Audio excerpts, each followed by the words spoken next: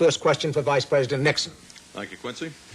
Mr. Vice President, Senator Fulbright and now tonight Senator Kennedy maintain that the administration is suppressing a report by the United States Information Agency that shows a decline in United States prestige overseas. Are you aware of such a report? And if you are aware of the existence of such a report, should not that report, because of the great importance this issue has been given in this campaign, be released to the public? Mr. Cronkite, I naturally am aware of it because I, of course, pay attention to everything Senator Kennedy says, as well as Senator Fulbright. Now, in this connection, I want to point out that the facts simply aren't as stated. First of all, the report to which Senator Kennedy refers is one that was made many, many months ago and related particularly to the period immediately after Sputnik. Second, as far as this report is concerned, I would have no objection to having it made public. Third, I would say this with regard to this report, with regard to Gallup polls of prestige abroad, and everything else that we've been hearing about. What about American prestige abroad? America's prestige abroad will be just as high as the spokesmen for America allow it to be. Now, when we have a presidential candidate, for example, Senator Kennedy, stating over and over again that the United States is second in space, and the fact of the matter is that the space score today is 28-8. We've had 28 successful shots, they've had 8. When he states that we're second in education, and I have seen Soviet education, and I've seen ours, and we're not, that we're second in science, because they may be ahead in one area or another, when overall we're way ahead of the Soviet Union and all other countries in science. When he says, as he did in January of this year, that we have the worst slums, that we have the most crowded schools, when he says that 17 million people go to bed hungry every night, when he makes statements like this, what does this do to American prestige? Well, it can only have the effect, certainly, of reducing it. Let me make one thing clear. Senator Kennedy has a responsibility to criticize those things that are wrong, but he has also a responsibility to be right in his criticism.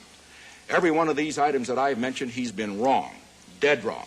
And for that reason, he has contributed to any lack of prestige. Finally, let me say this.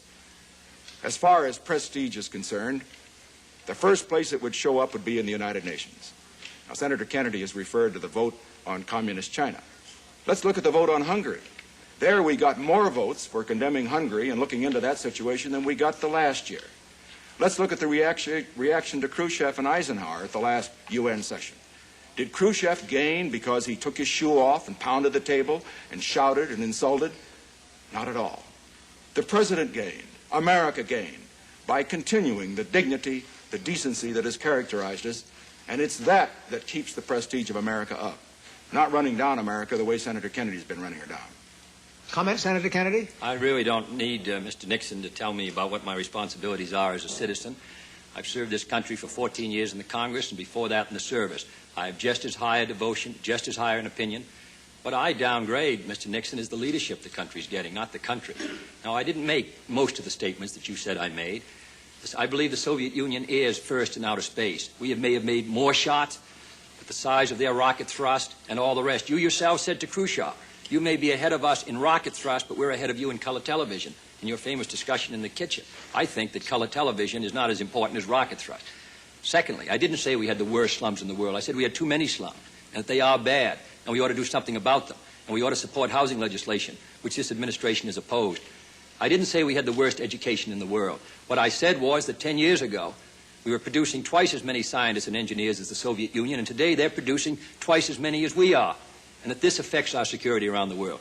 And fourth, I believe that the polls and other studies and votes in the United Nations and anyone reading the paper and any citizen of the United States must come to the conclusion that the United States no longer carries the same image of a vital society on the move with its brightest days ahead as it carried a decade or 2 decades ago. Part of that is because we've stood still here at home, because we haven't met our problems in the United States, because we haven't had a moving economy. Part of that, as the Gallup poll showed, is because the Soviet Union made a breakthrough in outer space. Mr. George Allen, head of your information service, has said that that made the people of the world begin to wonder whether we were first in science. We're first in other areas of science, but in space, which is the new science, we're not first. John Chancellor's question for Vice President Nixon. Sir, I'd like to ask you Another question about Quemoy and Matsu. Both you and Senator Kennedy say you agree with the President on this subject and with our treaty obligations. But the subject remains in the campaign as an issue. Now, sir, is this because each of you feels obliged to respond to the other when he talks about Quemoy and Matsu? And if that's true, do you think an end should be called to this discussion, or will it stay with us as a campaign issue? I would say that the issue will stay with us as a campaign issue just as long as Senator Kennedy persists in what I think is a fundamental error. He says he supports the President's position. He says that he voted for the resolution. Well, just let me point this out. He voted for the resolution in 1955, which gave the President the power to use the forces of the United States to defend Formosa and the offshore islands. But he also voted then for an amendment, which was lost, fortunately, an amendment which would have drawn a line and left out those islands and denied the right to the President to defend those islands if he thought that it was an attack on Formosa. He repeated that error in 1959 in a speech that he made. He repeated it again in a television debate that we had. Now, my point is this. Senator Kennedy has got to be consistent here. Either he's for the President and he's against the position that those who oppose the President in 55 and 59, and the Senator's position itself stated the other day in our debate, either he is for the President and against that position, or we simply have a disagreement here that must continue to be debated. Now, if the Senator in his answer to this question will say, I now will depart or retract my previous views. I think I was wrong in 1955. I think I was wrong in 1959. And I think I was wrong in our television debate to say that we should draw a line leaving out Quemoy and Matsu. Draw a line, in effect, abandoning these islands to the communists. Then this will be right out of the campaign because there will be no issue between us. I support the President's position. I have always opposed drawing a line.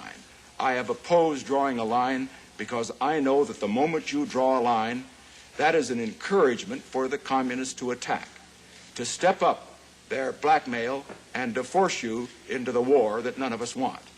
And so I would hope that Senator Kennedy in his answer today would clear it up. It isn't enough for him to say, I support the President's position, that I voted for the resolution. Of course he voted for the resolution. It was virtually unanimous.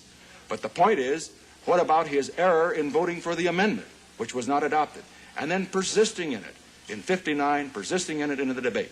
It's very simple for him to clear it up. He can say now that he no longer believes that a line should be drawn, leaving these islands out of the perimeter of defense. If he says that, this issue will not be discussed in the campaign. Senator Kennedy, your comment? Well, Mr. Nixon, to go back to 1955, the resolution commits the President in the United States, which I supported, to defend Formosa, the Pescadores, and, if it was his military judgment, these islands. Then the President sent a mission composed of Admiral Radford and Mr. Robinson to persuade Chiang Kai-shek in the spring of 55 to withdraw from the two islands because they were exposed. The President was unsuccessful. Chiang Kai-shek would not withdraw. I referred to the fact that in 1958, as a member of the Senate Foreign Relations Committee, I'm very familiar with the position that the United States took in negotiating with the Chinese communists on these two islands. General Twining, in January 59, described the position of the United States. The position of the United States has been that this build-up, in the words of the President, has been foolish.